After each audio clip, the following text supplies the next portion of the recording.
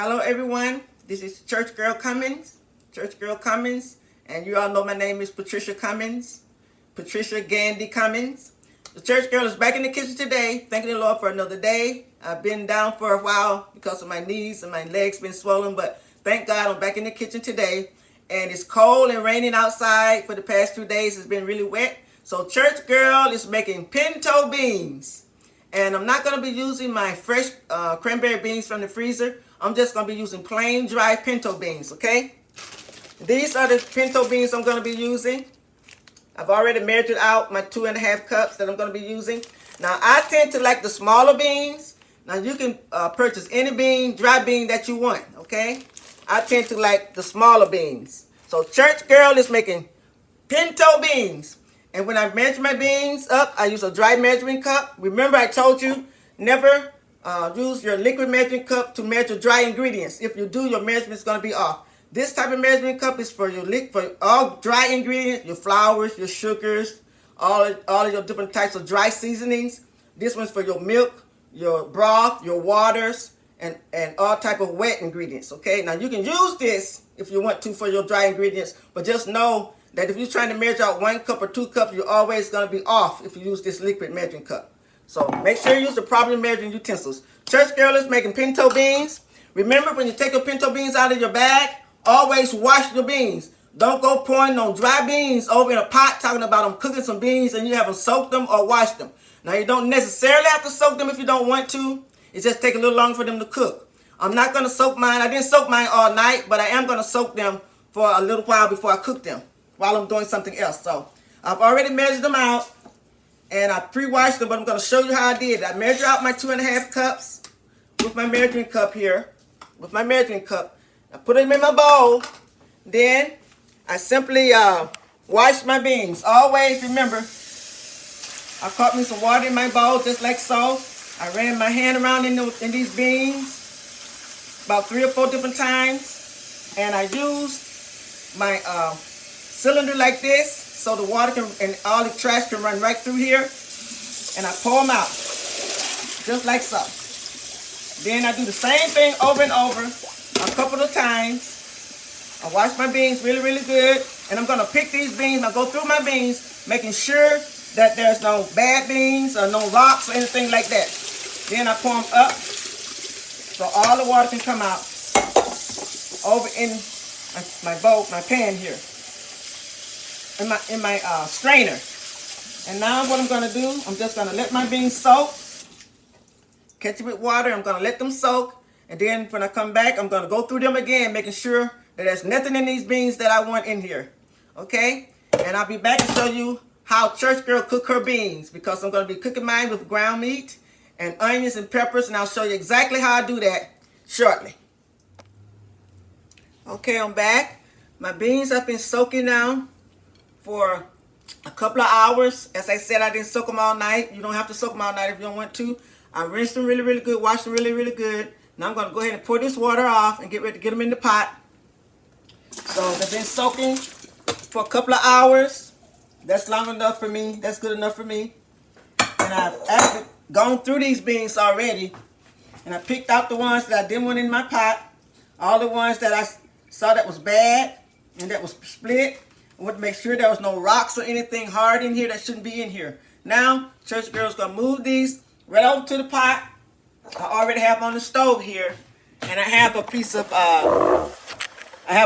of smoked meat turkey cooking over in the pot here. I'm going to turn it up.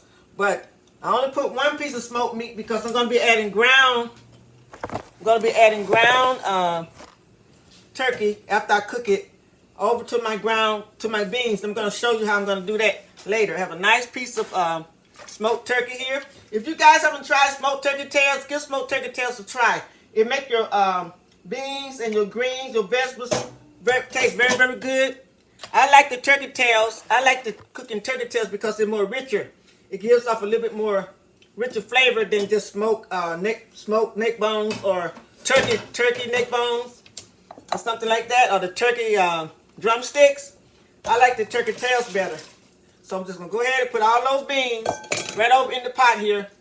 Now I'm going to let this come to a nice boil Once my beans come to a nice boil, I'm going to turn them down. And I'm going to just let them cook on medium high. And I'm going to come back and check them. Once they're about 80% ready, done, I'm going to turn them down real, real low and let them simmer the rest of the way. Okay? I have my beans in the pot now. I'm going to go ahead and let them cook.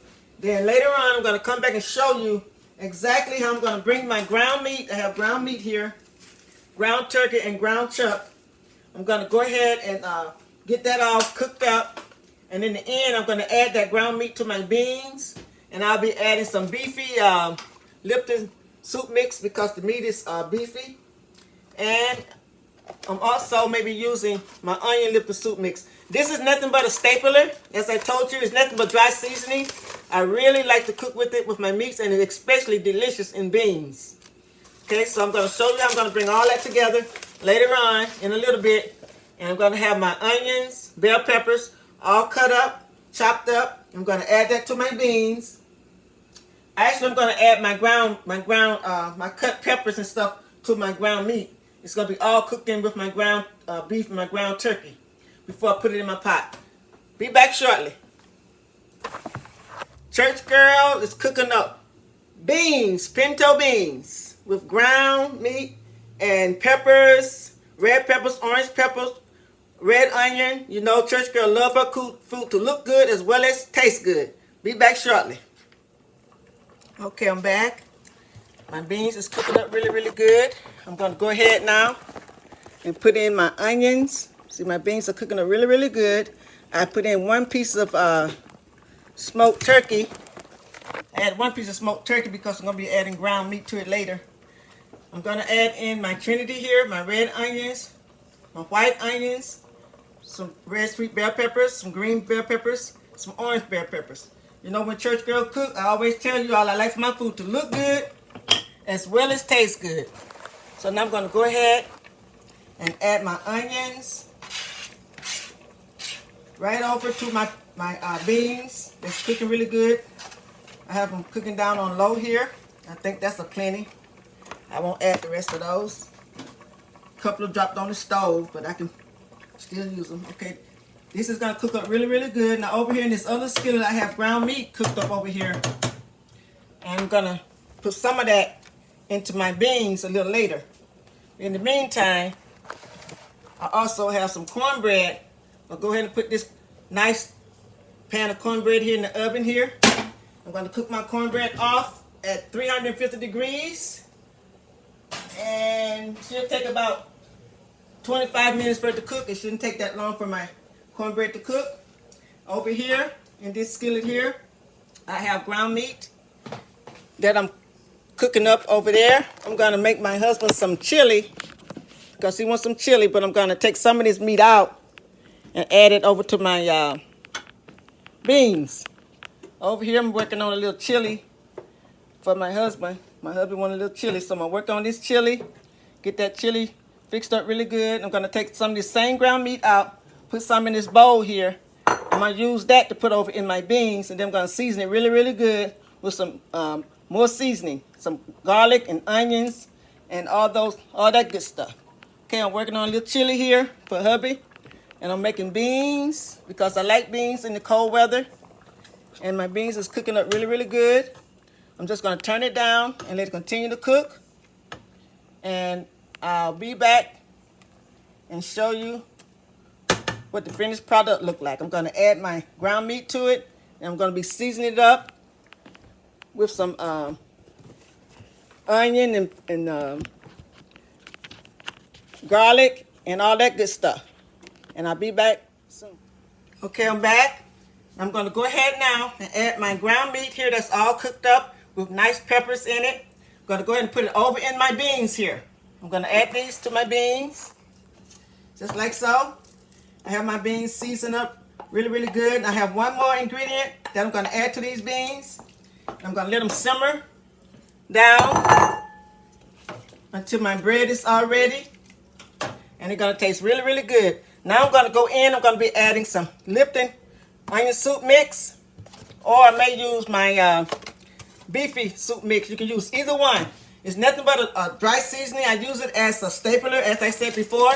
and to give your food really, really good taste, especially beans. And I also added to my different types of meats as well. I'm going to go ahead now. I've already used some of this, so I'm just going to go ahead and add this over to my what's left in this pack, to my beans.